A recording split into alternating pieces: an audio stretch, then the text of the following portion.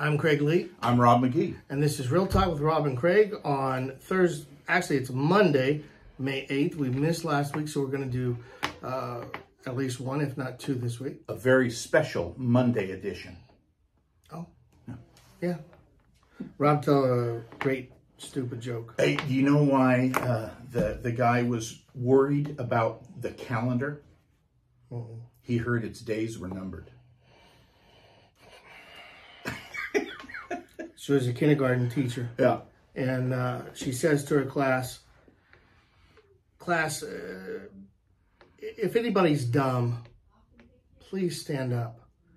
I want to make sure that everybody knows that if they are dumb, and she did this to prove that no one should consider themselves dumb.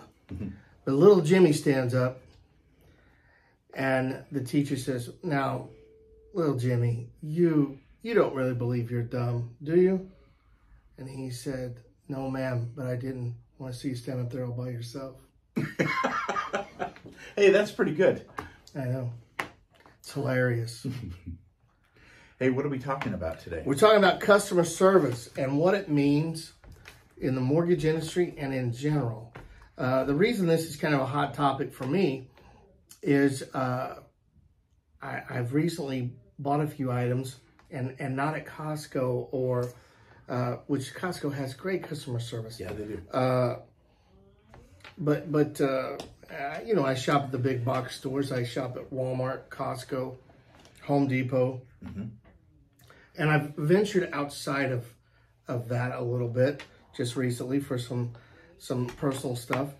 And what I've noticed is a lot of people that you would think would be smart enough to realize if they give good customer service, and I'm not even saying great customer service, I'm just saying good customer service, that they would understand that creates loyalty and brings repeat business. Yeah. Mm-hmm. But I feel like I'm wrong. I feel like that the people you would think in any sales environment would appreciate that they have a job. Did you know minimum wage here in Washington is over $32,000 a year? For minimum wage. For minimum wage. Now, I know I'm old, but my first job as a jewelry store manager, and this is going back to 1991, was $24,092. Maybe 91. Anyway, it was back 91, 92. It was $24,000. And I $2,000 thought, a month. Yeah, I thought I won the lottery. I thought, man, I got all the money in the world. I worked an hour from the store, so I had to drive an hour to and an hour from. I probably went about keeping some of that crew that was originally in that store. So I got to work a lot of open and closes for the first 90 days. You're saying that the crew that was there when you got there didn't stick around? They didn't. Yeah. Now, what I will tell you is that store ended up way up. I want to say it was 25% up for the year. This is in San Jacinto, Texas. That store was planned to be closed. When I took it over, it was an old JB. Long story short, I used to track everything on the back of a business card. Everything. I didn't want to hear one excuse. That was your notepad? Yeah. The back of a business card. About why we weren't generating business. You know, I'd already heard the mall's dying. The name change from JB Robbins to Decay Jewelers. And over the years, I've managed 6 jewelry stores. And the big thing in jewelry for me, and listen, somebody who's way smarter than me and you, in my opinion, in this, is your wife. And she's been managing for 30 years plus. Yeah. And she's great because she's got great customer service. Yeah. She takes it personally if they have a good experience or a bad experience. She doesn't just at 5 o'clock clock out and go home. And as much as we want at times to be able to do that, we're not able to do that. But even regardless of that, you know, if a place is closed and you know those people are hourly, you would hope that they would just have a sense of pride and want you to come back, and they want to see you, and you're happy to see them when they do, and vice versa. Mm-hmm. I think a lot of this is going the wrong direction, and maybe this is just me being blown away. Where does this tie into mortgages? Because in the mortgage department, we should be the elite of salespeople. We're extremely well paid if we do a good job, and we get nothing if we do nothing. And shouldn't that be the way that it is? At least, you know, but if you go to McDonald's, and, you know, of course we had Brad Roach, who was a great coach for us for 4 years. Your fries in any McDonald's are delicious, no matter which McDonald's you go to. They have systems in place so they can pretty much put, and eventually they will, a robot who can just do it. And so, you know, we don't have to think about customer service and being dialed in and the details that make the difference. Mm-hmm. But we're going to be out of jobs. And I can't imagine what minimum wage here in Washington is doing to small business owners, because you're raising the prices on the material that you're selling a lot of times to the price where you're pricing yourself out of business. So the people like me will go onto Amazon and find the same thing for less and get it the next day. And I get that, you know, we want right now, and I'm really bad about that. But I've also educated myself enough to become patient, and I can have 2 or 3 days to wait on something if I really want it. I like car cleaning stuff. And everywhere I go, I look at the prices, even Walmart. And most of the time I can find that stuff directly from the vendor online.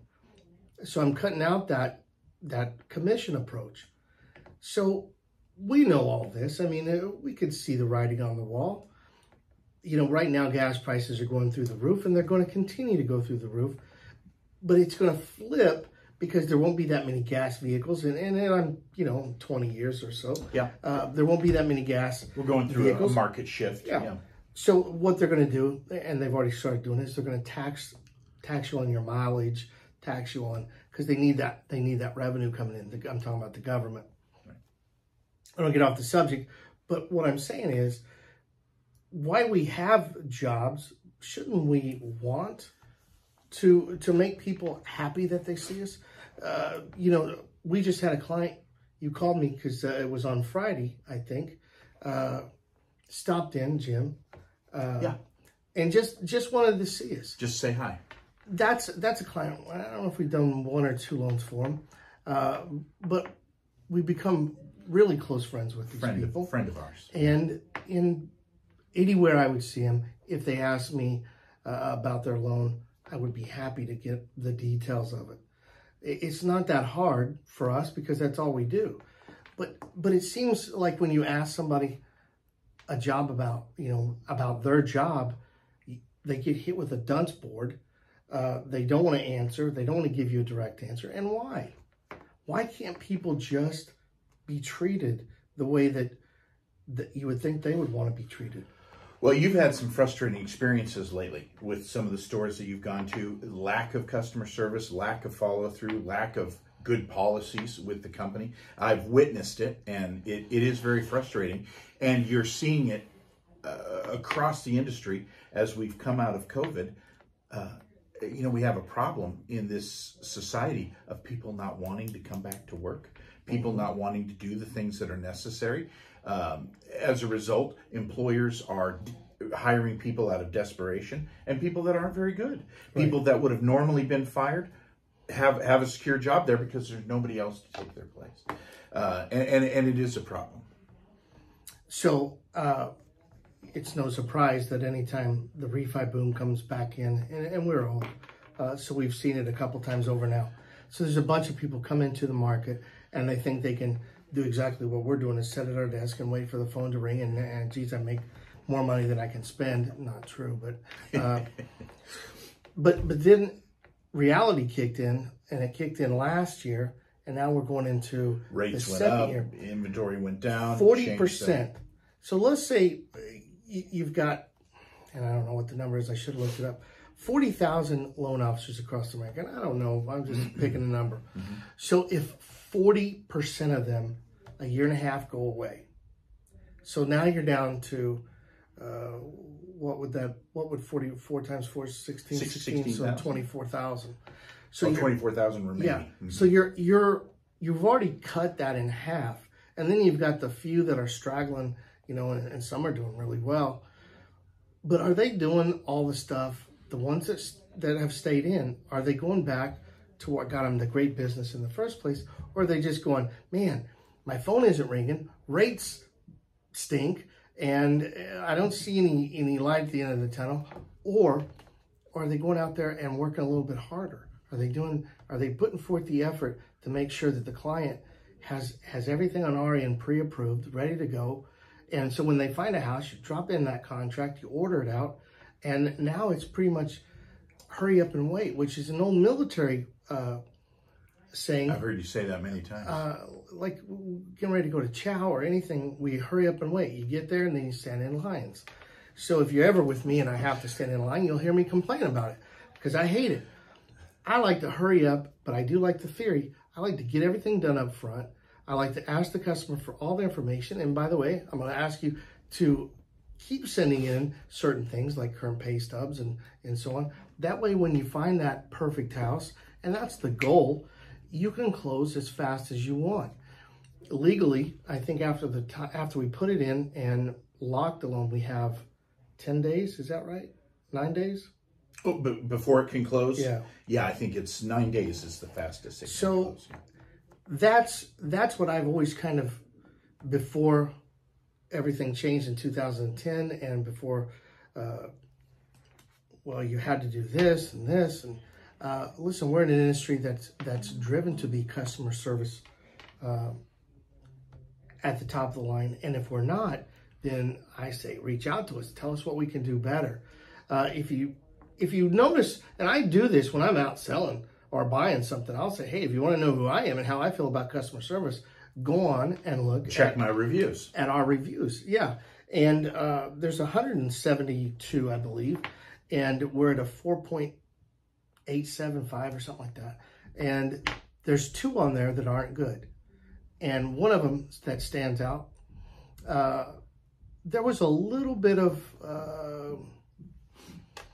the customer wanted to kind of step outside of the guidelines into some of the gray areas that we weren't comfortable with. That's a nice way to say it. And so because of that, there was some conflict. And, he wanted to commit mortgage fraud, and we wouldn't. Right. Yeah. So one thing that I'm too old to go to jail, and Robb's too pretty. Yeah. So we're not going to do. We're not going to get in trouble for that loan or any other loan. But really, what it comes back to, and I'm doing nothing but talking here. Find somebody who they do what they say, and man, wouldn't you like to be in an environment where if I tell you, hey, I'm going to call you on this day, I don't care how old school it is or what you got to do, or I've been writing in spiral notebooks for 24 years. We still use a dry erase board. Yeah. And maybe, hand me that, will you? Sorry, everybody. We do use the dry erase board because it's right in your face and we can check it every day and we can see exactly where we are on specific landmarks on a loan process. But so, it works better for us than the electronic tracking. That's not saying that sure, there's always going to be better ways to do it. Listen, it may work better for other people, younger generation or whatever. We like to write it down. Yeah. It's, you know what, for me, it's just something that I've done for a long time. And I can just look at it from my desk. I can look at it as I'm walking in the morning or anytime. And that board, it's not up to date like somebody who's on their computer. I get it. At the doctor's office having surgery, they have their color-coded patient numbers and all that. And I'm glad that works for them. For us, it's a little different. And so when somebody's doing business with us, they should be able to call us any given time. We don't have working hours. We have our biker banker hours, or anytime you want to call. When I'm mowing my yard, I literally have a headset on, so if my phone rings, I can stop and talk to someone. I don't want to do that all the time. I want to just mow my yard and listen to some music sometimes. But you know what, we do what we have to do to give good customer service, because that person who's on the other end, who could be freaking out about something that when they talk to us, it's nothing. And that's why there are great loan officers in this world, and they are professional, and they can put your mind at ease, or they can make your life a nightmare where you're never going to want to see them again. And the only thing you're going to want to say is, don't ever go to these people, because, man, they just made it miserable. And that's not the experience that we want to ever give. And we want to avoid ourselves from going to people like that. In fact, one of the young men that was helping me, and you were there, said, hey, I'm really sorry about all this that's happened. And I said, hey, you know what? Don't give two more thoughts about it, because you're going to see me about as much as you did before I bought this my wife's toy. You'll never go back. And I won't go back, because it's just dealing with bad customer service is the worst. And we don't want that. So please, if you have a company and you want ideas on what helps good customer service, we're happy to give you what we have done over the years, what works for us and what doesn't. And if you're a loan officer and you're like, well, hey, guys, what do you do to make sure your loans close in less than 3 weeks or no more than 3 weeks?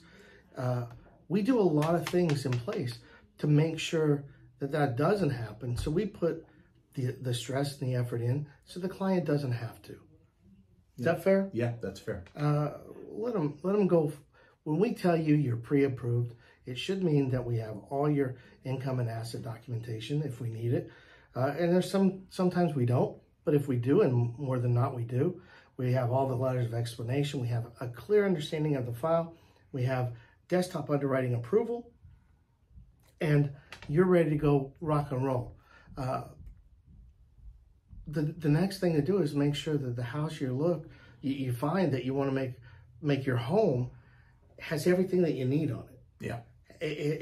You're not dreading making that payment because you love your home, and you're the only one that can make your house a home. But a loan is just a loan.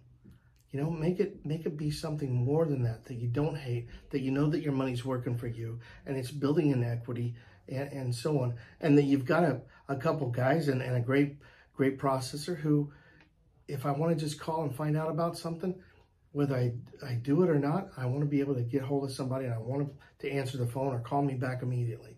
That's what I'm saying. You had a lot more to say today than I thought. I did, and I don't apologize. You kept it easy for me. I didn't have to say anything. Well, but you got to hear Craig's thoughts and philosophy. I think it's very germane to this market that we're in right now. Look at that. And yeah, that's nice. We got the. That's my Eddie Alvarez. Although he does it super fast. I don't know who that is. He's a fighter. Oh. Hey, as we close out, you're going to hear this from us probably every time now as we get closer and closer. June 24th, Saturday, June 24th.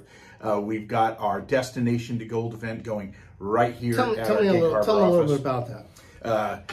It is a motorcycle ride from Destination Harley-Davidson. We've got great food trucks. I don't know if I mentioned this when we were with Tara. Bliss Ice Creamery just announced that they're going to be really delicious. Oh yeah, yeah. So we've got you covered from lunch.